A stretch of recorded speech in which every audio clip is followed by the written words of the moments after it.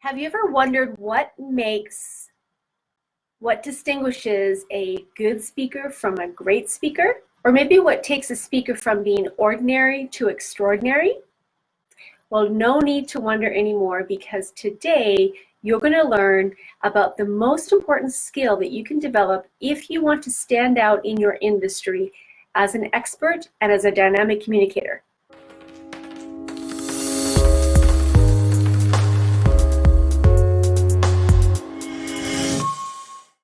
A general manager of a very large organization, and she felt very competent and very confident in her role, even in giving presentations to stakeholders and potential clients. She was very confident in that place. But then she decided to start her own business, and although she was used to giving presentations and standing in front of people communicating, she felt very incompetent and lacked the confidence when it came time for her to promote her business or her services and products. Why?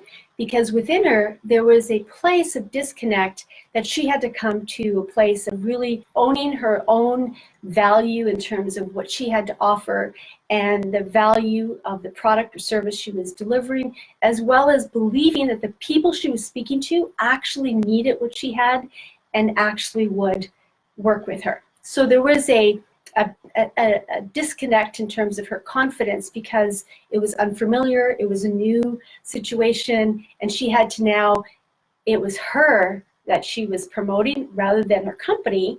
It was a little bit of a detachment there, but now it was like all the things of rejection, the possibility of rejection came up, and other fears.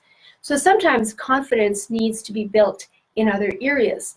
So as a speaker, what are some things that steal your confidence? I already talked about fear and anxiety. That can definitely, and that can be rooted in, the fear of rejection, the fear of judgment, the fear of making a mistake, the fear of not getting it right, of not being perfect. Perfectionism is actually something that really, really does a lot of damage to us as speakers, and it really does a disservice to your audience as well. But let's talk a little bit about some of the things that steal your confidence, and then some of the things that build your confidence.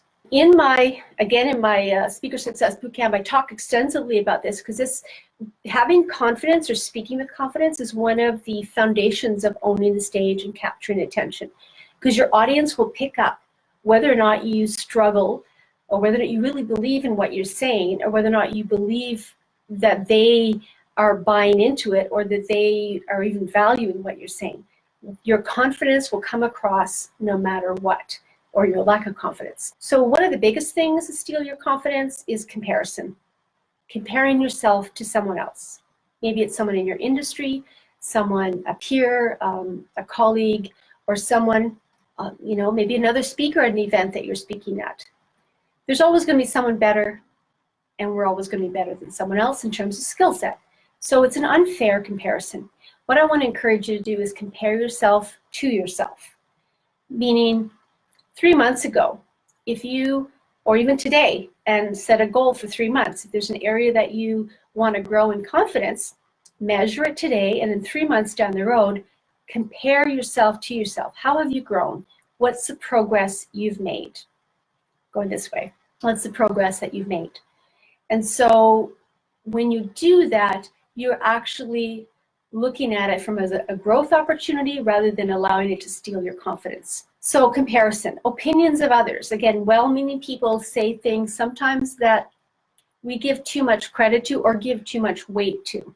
Yes, we need to get feedback from people. We need to have people give us input, but choose the people and the places that you get that from when you're wanting to develop your confidence in a certain area, to make sure that those people really know what they're talking about, and the kind of feedback they're giving you is valid. So that's where a good coach will come in and play, whether it be a life coach, a business coach, or a speaking coach, or some other, would be a fitness trainer, some way that whatever the goal is that you're working on to gain your confidence. The other area that steals, I already mentioned, is perfection.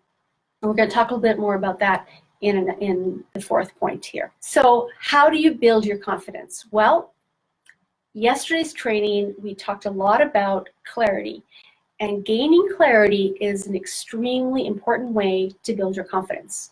When you get clear on all those areas we talked about, but also you get clear on and a structure that you're going to use, a system that you have in place, a strategy of how you're going to accomplish what you want to accomplish when you're speaking.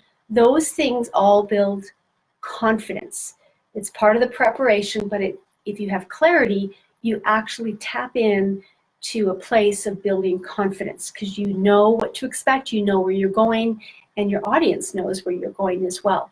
So having a structure in place, systems that you've developed or strategy. And then the second thing that builds confidence is competence, is actually developing skills that become a solid foundation for you to operate in. When you gain new skills, so you think about it when you step into a new job. Again, you may have been competent in one area and now you have a new job.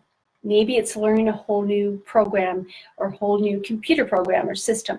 Well, you may have been competent in computers, but now this is a whole different program.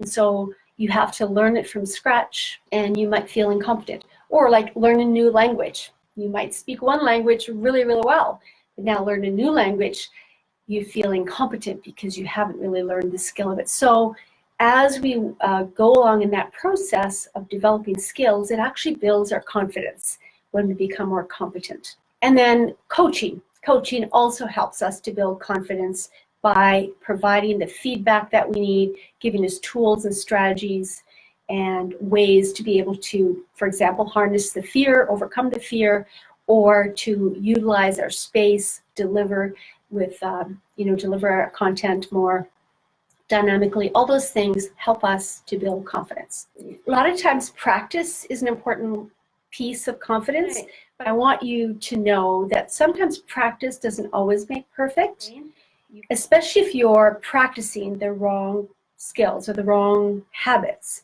Then what you're doing is just reinforcing bad habits. So you need to make sure that you are practicing the right things. And that's where feedback from people who are skilled in that area or a coach or someone would help you to determine if you need to shift some habits, create new habits, let go of some. We see this a lot with public speaking as well. So practice does help to build confidence if you are practicing the right things.